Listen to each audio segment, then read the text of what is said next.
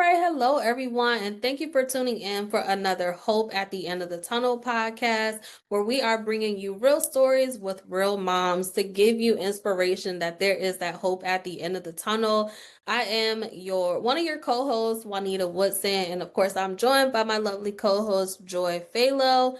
And tonight we have on a special guest with us, and Joy, I'm gonna pass it over to you. All right. Good evening, everyone. I'm excited. As you know, we have had some amazing women that has decided to come on our podcast to just give everyone hope at the end of the tunnel. So, Miss Karen, if you don't mind, go ahead and introduce yourself. Let the viewers know whatever you're comfortable with telling them. Okay. Well, my name is Karen Ganon. I am probably older than most guests you have on your show. Um, and maybe my main topic is something that's a little different than you usually have also. But I was really excited to come on because I love children. I was a teacher all my adult life, retired about 5 years ago. Um, so children are real important to me. I have one son. He's 32. He still lives with me because he has OCD too, like I do. It's something I'm going to talk about today. But he has other issues that go with it, and so um, I don't think he would make it on his own at this point in time. So, and I've lived in different parts of the country. I recently moved from Sacramento. Well, not recently, exactly a year ago. I moved from Sacramento, where I'd been for 42 years, to Chattanooga. I love that name, Chattanooga. You gotta love a city that has a name like that. So, and I love it here. I'd never been to the South before. I'd lived on the East Coast in Connecticut, grew up in Connecticut, then Illinois, and then California, and I had never been to the South, and I love it.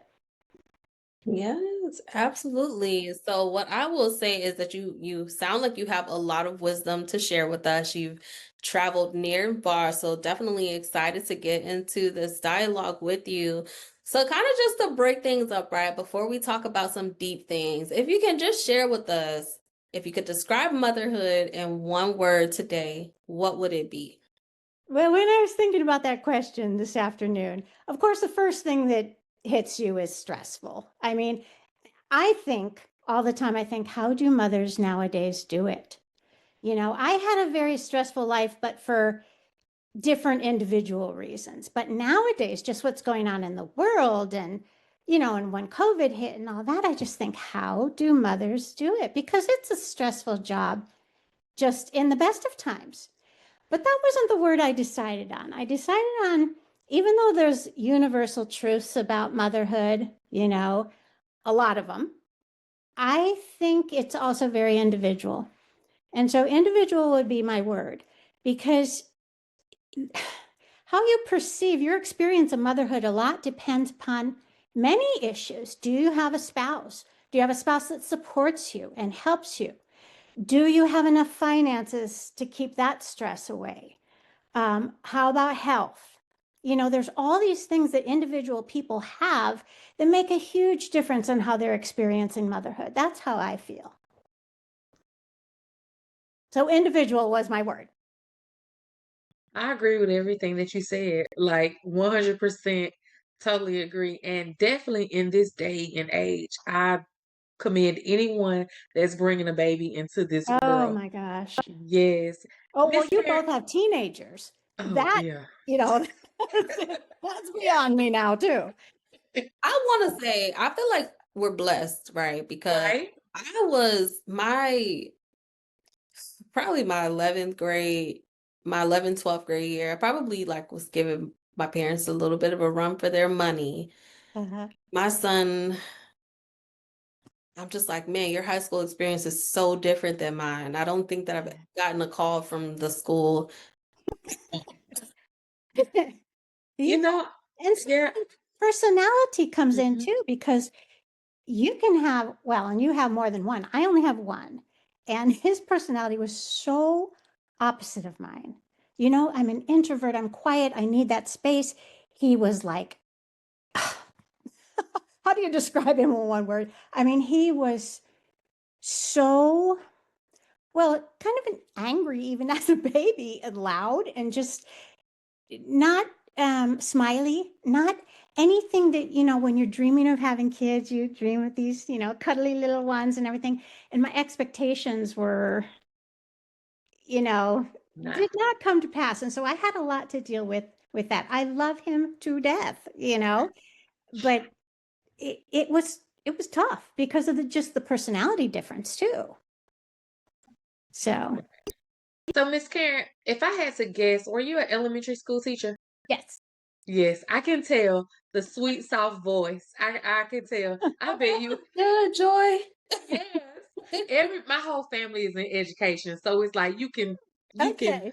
You point know out the whole the thing. And yes, they're all yes. going back now. Yeah. Back to school. Yes. All right, so let's jump into it. So, as a mother, what does emotional well-being mean to you in this season of your life? Well, this season when I'm, retired and at home all the time is a much different season than the ones you go through when your kid's a baby and then in elementary school and then the teen years and all of that. So it's it's different. It's much more, it's quieter, it's much more peaceful. You're more used to each other, I mean, because he does still live with me, but he's an adult now, and I don't have to have all that on myself. I I think it's a really nice season that I'm in right now. It's something that gives you hope at the end of the tunnel. Because you will come to that point where, you're not responsible for keeping this thing alive, anymore. It's like they can be more your friend. It's a whole different ball of wax. It's a very peaceful time, whereas all the other times were not peaceful for me for many different reasons. So, Okay, so now I know that you have an adult son. You said you still live together. uh-huh. So what does that look like though, right? Because I know you said that it's peaceful, but do you still have to navigate your mental well-being and his mental well-being? Well, What yeah, because we both struggle with OCD. And I mean, really badly. And my medication mainly keeps everything, pretty good. It's considered to be a lifetime disorder. You don't get over it, you just learn to manage it, according to the mental health professionals. But he has other things mixed in with it, and we're always dealing with, what is this? How can we help? Because that part is difficult, and he needs a lot of encouragement from me still. So it's peaceful comparatively, but it's still got its challenges because he will come to me every day for reassurance. One of the main things with OCD is you seek reassurance all the time, and it can be the same question over and over and over again. So I've had to put a limit. Finally, I learned, okay, this is killing me, because he'd ask me all day, whatever he was focused on at the time, and it switches. OCD is like a chameleon. It can switch what it's. I'm not talking about the cleaning OCD. We can clear that up in a minute. But so he comes to me for reassurance all the time. So finally, I had to put a limit on it and say, okay, we picked 5 o'clock. 5 o'clock is when, and you can save your questions till then. And then, there had to be a boundary. Otherwise, I was going to go crazy. So 5 o'clock, he brings me his questions, and they tend to be the same with little bits of differences. And he just needs me to tell him over and over again. It's a brutal disorder. I don't know what you know about it, but it's much more than just germs and orderliness. There's categories in it. There's fear of harming others. That's a big one. Things you can't control. Um, Sexual and aggressive thoughts that come to you, and you're like, whoa, where's some of the others? Responsibility. You think you're responsible for everything. So say a case study was someone that would be walking through the park and there were sticks on the path. They could not keep walking until they had moved those sticks out of the way and, a little grass around, clearing everything up, because they thought if someone fell and hurt themselves, it would be their fault. There are people, case studies, that look in their rear view mirror driving, like, 20 times a minute to make sure they didn't run over anybody. I mean, it's crazy stuff.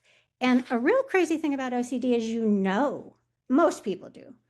Most people know that it's crazy, that it's not realistic, and you think you're nuts, until you find out what you have. And that helps, because that gives you hope.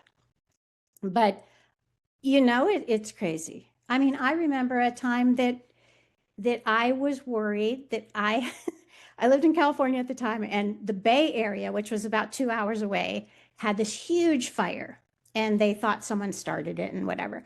And I got it into my head, what if I started it? What if I did something that started that? And I can't tell you, it goes round and round and it gets stuck. It's like these ruts in your head. It's a circular thing that goes round and round and round. And other people would it's embarrassing. And you don't tell many people, because they're just going to look at you like, you two are looking okay. But it's like, what are you thinking? Just stop it. And you can't just stop it. It hugely helped me when I went on medication. I'm on Zoloft.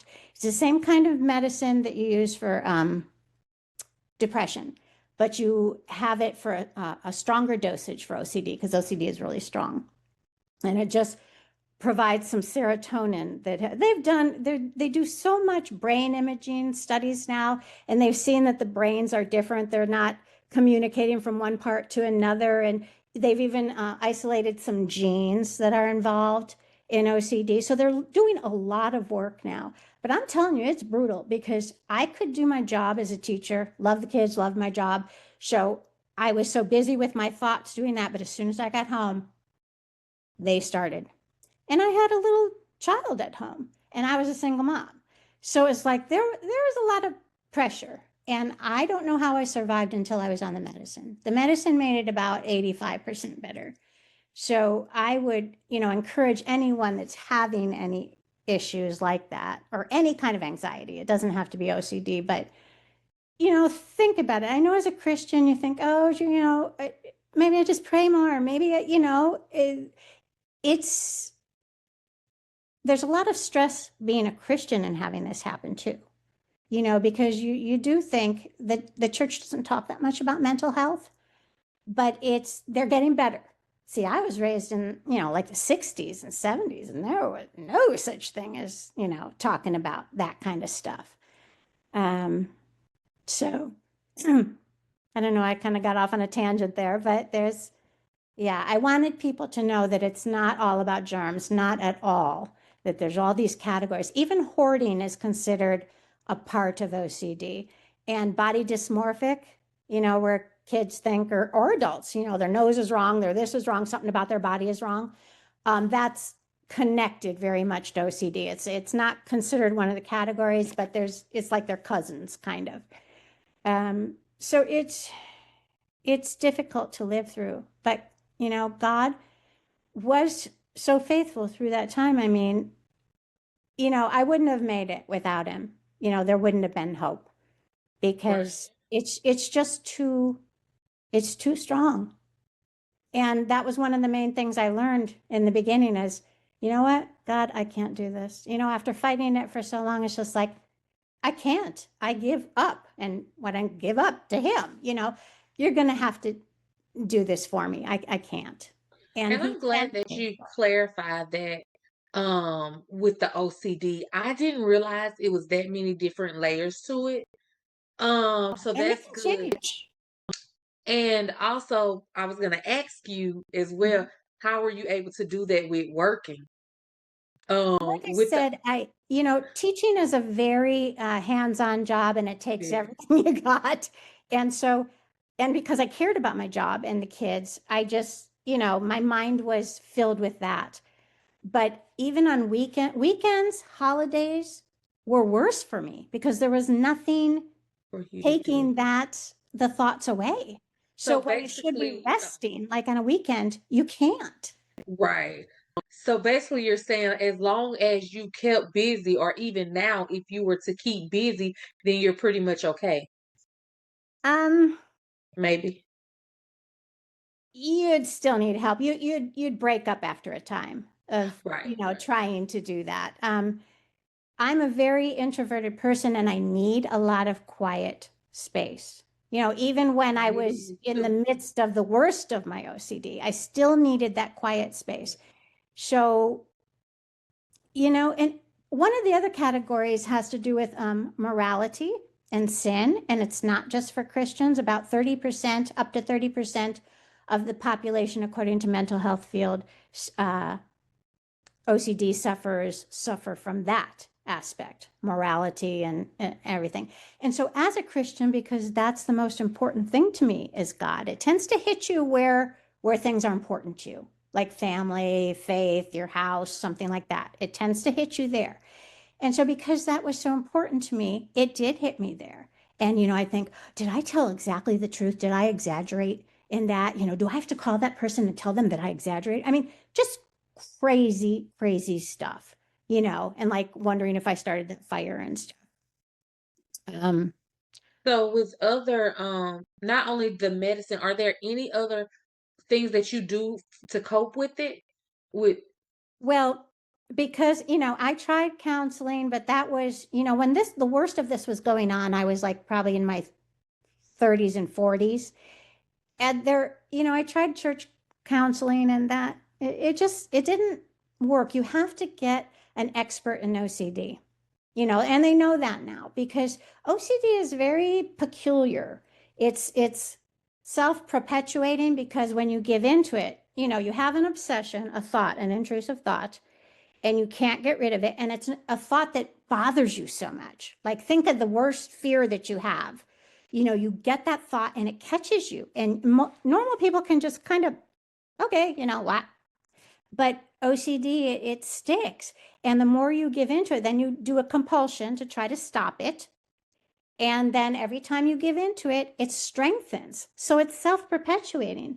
It's a horrible thing. It really is. So how do you protect?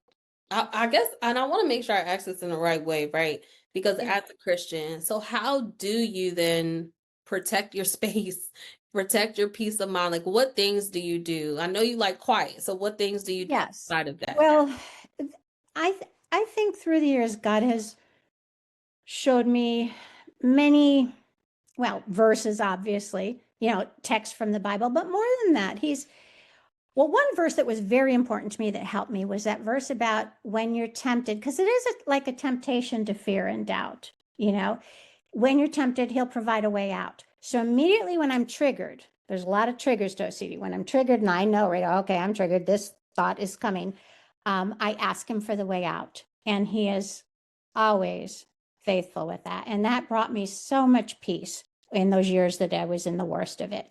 And lots of times it sounds crazy, but OCD is crazy too. It would just be like, it wouldn't usually be a verse. It would be like saying something like, no fuss, trust. And I would just say it over and over and over again till I fell asleep if it was nighttime or if just my brain switched to something else. At one time when I taught in Israel for a few years, and at one time when I was at church, there was a group of women there that had been at a conference and they had been fasting. And they said, we have a message for someone in the room, and it's to just say no.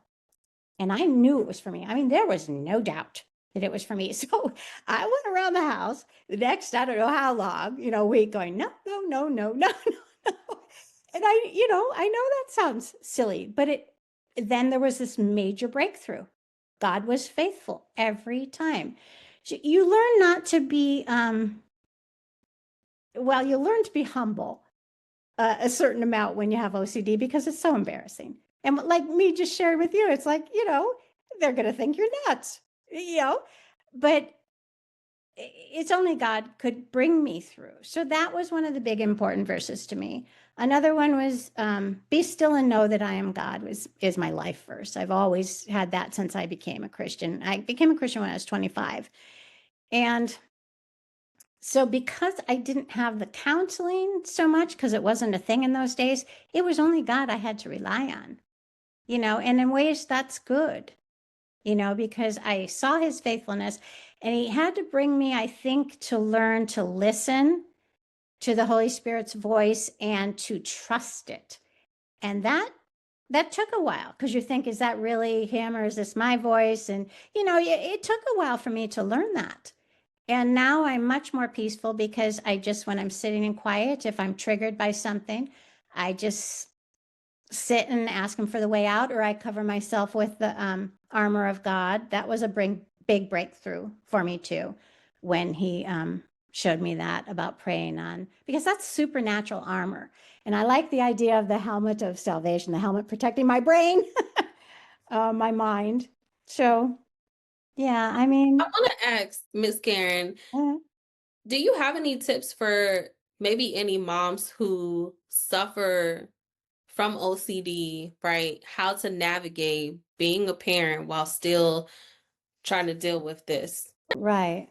Well, first, like I said, they're going to have to get under some care, doctor's care, and not be embarrassed. The statistics are that it takes like 7 to 14 years before people with OCD get appropriate treatment, because they don't even seek it till at least 7 to 11 years or something, because there's all these fears around it, because you have these crazy ideas like, okay, there's this meme, not a meme, but a little clip that was so funny. This lady that her first going to the counselor for the first time with OCD, she's talking to the counselor and she goes, every time I meet someone new, I have these visions of stabbing them and stabbing them and stabbing them. This is the kind of thing. And so you are afraid. What if the counselor believes that I would do that? What if I go to jail? What if they take my children away? And I mean, these are real fears. And that's part of the reason that it probably takes so long. And just pride, it's embarrassing, because it's like, sounds crazy. So I forgot your question. Oh yeah. So to get under a doctor's care, I would say try to get some medicine. That helped me. I'm telling you, 85%. And it's just a gift from God. God says over and over in the Bible, do not fear, do not fear, do not fear. And once I realized that's a way of not fearing, that's an obedience step, was to take the medicine. And it helped me not to fear. And like I said, the brain is different and it needs that serotonin. So, and then, gather some verses that really help you. Ask him for the way out. That's a big thing to me, putting on the armor of God. Another thing that really helped me was finding one person in the church, one friend that I totally trusted to be honest with me, strong Christian, totally trusted, that when I had a thought that was triggering me that I was really afraid of, like setting the fire or something, I could call her and she would tell me if it's OCD or something really to be concerned about. It was always OCD, and so I could call her. And because I trusted her so much, I could let it go for this moment. I mean, the next day it could be the same thing, because that's how OCD is. It just keeps coming back and coming back. And then it can switch to something totally different, you know. But I would suggest that too. Find someone that you so much trust, their words to you. And that was a huge help to me. So, Miss Karen, what does hope at the end of the tunnel look like to you? I feel like I'm getting there now, like I'm almost there, maybe because of my age too. um, because I'm so much more peaceful now, knowing that God will step in. He's given me strategies of what to do, and so then I just want to help other people. That's the whole reason I'm doing this. And I wrote a what do you call it, devotional. I like to write. I love to write Christian poetry. That was my first love of writing. But I wrote a devotional for Christians with OCD, because I just want to help them. I know how awful it is. And I want to give them that hope, that there is a way, you might not be healed. You might be healed, because God can do anything. But at least to manage it and to live a spirit-filled life, the best that you can, do the best you can. And to me, it's important to help others. Yeah, It just reminded me God can do anything. absolutely. And he can use anything too, right? Because you said you might be healed, you might not be healed, but even in Yeah. not being healed, he can still use that for his glory. Yes. He can still show other people that there's Yeah. hope at the end of the tunnel, right? When you have a mind fixed on him and you up in him, no matter what it is that you're going through, he can use it. He gives you that peace that can surpass That's all understanding. understanding. Yeah. Thank you so much for sharing your You're testimony. welcome. It was my pleasure. So Can how can we get your give you book? my email address so that if anyone wants to question me further, like how do you live with someone? How do you help the person that you're living with, or just their experience themselves? About 1 out of every 50 people in the United States have OCD. And so in your network of people, there's probably somebody that has it. Oh yeah. Or somebody that. I can probably think of just you describing it. I can probably think of maybe 10 off the top of my head. Oh my goodness.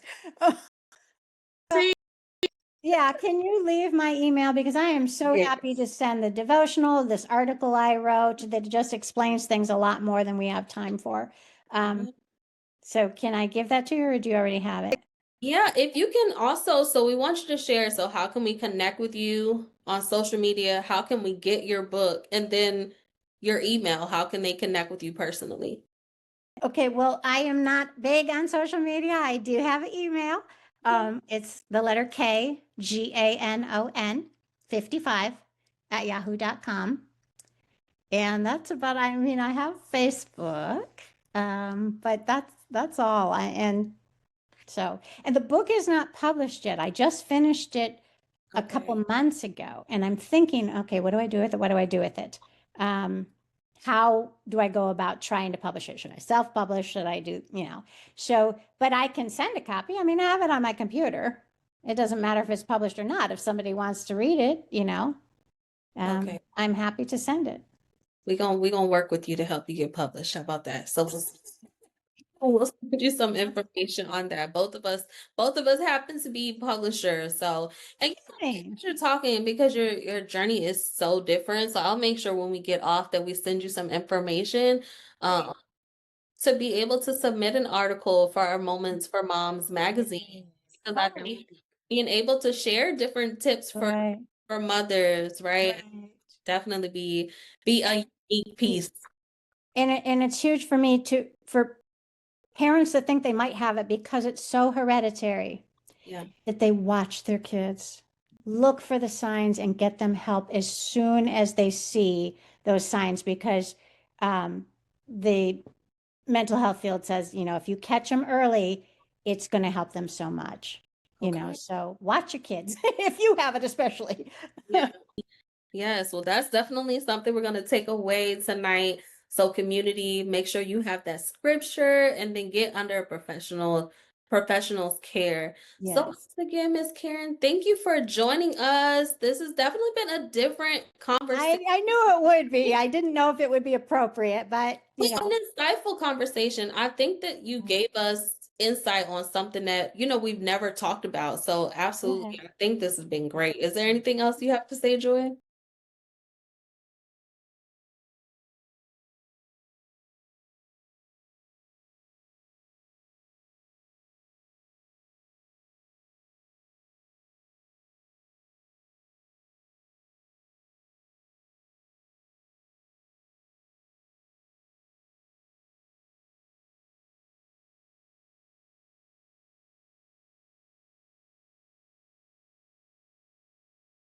okay. Thanks so much. Yeah. You're Thank you, listeners, for tuning in. Make sure that you like, subscribe, and share. Share this with a mom, someone who needs to get some insight, get encouraged from here, Miss Karen's journey. Until next time, remember there's hope at the end of the tunnel. Take care.